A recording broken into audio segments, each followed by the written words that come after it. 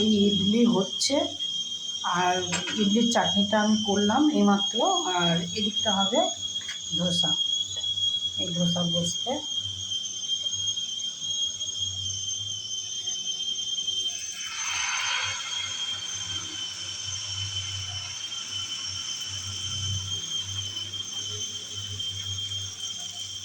বেশি তেতে গেছে খাওয়াটা।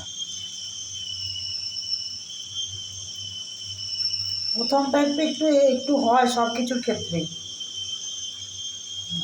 ব্যাটারটা কিন্তু ভালো হয়েছে। আচ্ছা, এইটা একটু খুলে দেখেছিস? না, খুলছি দাঁড়াও। খুব গরম, খোলা যাচ্ছে না। কত মিনিট হলো? এই যে এই তো একটা কিছু টুথপিক দিয়ে বা কাঁটা চামচ দিয়ে দেখ তো যে সেদ্ধ হলো কিনা, দেখ একবার কাঁটা চামচ নিয়ে নিলে। এই হচ্ছে,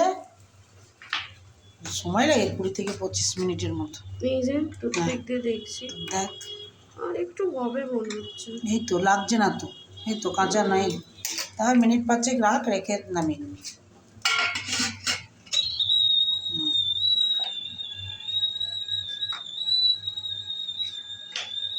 আর চাটনিটা হচ্ছে আমি এই করে রাখলাম।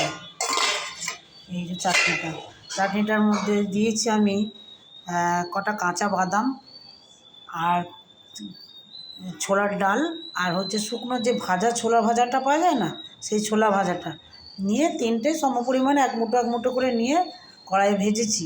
শুকনো কড়াই ভেজে তারপরে আমি একটু আদা আর কাঁচা লঙ্কা দিয়ে নুন দিয়ে মিক্সার গ্রাইন্ডারে পেস্ট করেছি।